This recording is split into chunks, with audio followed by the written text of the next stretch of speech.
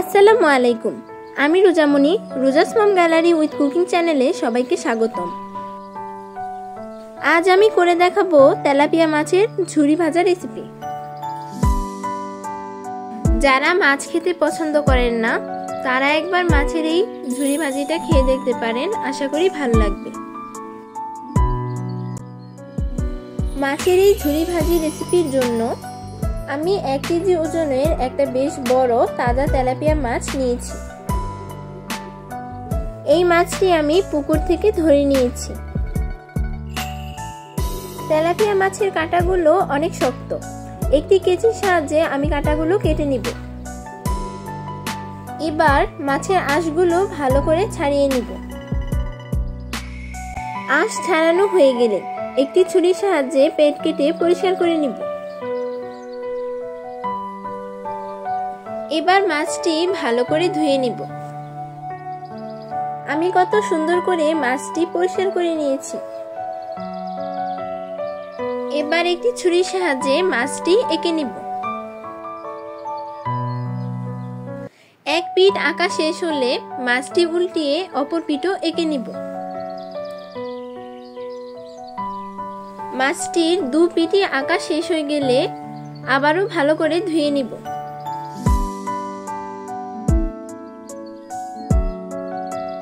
একটি ধারালো ছুরির সাহায্যে মাছটি সুন্দর ও পারফেক্ট করে এঁকে নিলাম। এবার মাছটি ম্যারিনেট করার জন্য একটি স্পেশাল মশলা তৈরি করে নিব। প্রথমে একটি বাটিতে 2 চামচ পেঁয়াজ বাটা নিব। আমি পেঁয়াজের এই মিশ্রণটিতে 4টি কাঁচামরিচ ও আস্ত সরিষাও ব্যবহার করেছি। এবার 1 চামচ হলুদ গুঁড়ো, স্বাদমতো লবণ, 1 চামচ মরিচ গুঁড়ো, 1 চামচ ধনিয়া গুঁড়ো, হাফ চামচ রসুন বাটা, হাফ চামচ জিরা বাটা, হাফ চামচ আদা বাটা, 1 চামচ লেবুর রস, হাফ চামচ গরম মশলার গুঁড়ো দিয়ে এবার সমস্ত উপকরণ একটি চামচের সাহায্যে ভালো করে মিশিয়ে নিব। এবার হাফ চামচ সরিষার তেল ও 1 চামচ টমেটো সস অ্যাড করব। এবার এই মিশ্রণটি আবারও চামচ দিয়ে নেড়ে একটি পেস্ট তৈরি করে নিব। এবার এই মিশ্রণটি মাছের সাথে ভালো করে মেখে নিব।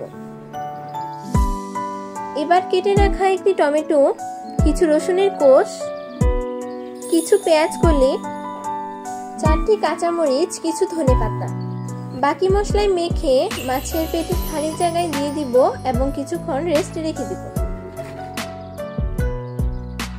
মাছ ভাজার সাথে সাথে এগুলো মোটামুটি সিদ্ধ হয়ে যাবে।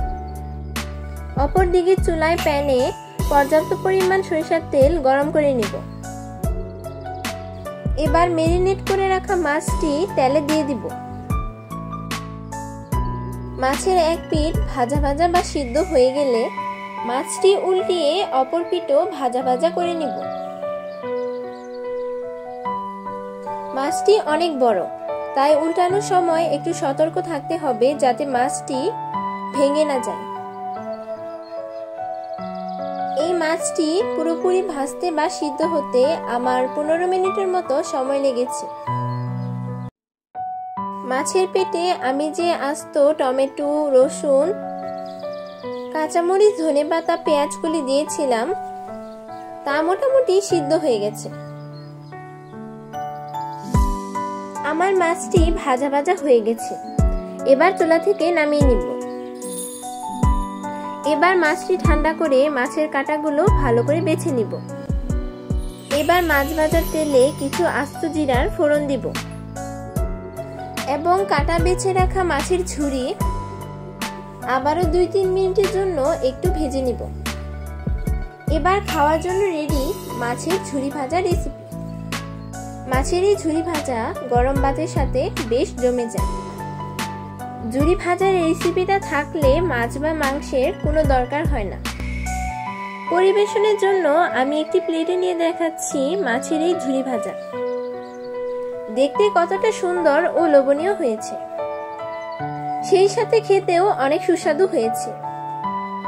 এভাবে একবার মাছের ঝুরি ভাজা করে খেলে বারবার খেতে ইচ্ছে করবে।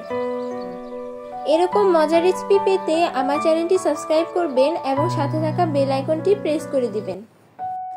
সবাই সুস্থ থাকবেন, ভালো থাকবেন। আল্লাহ হাফেজ।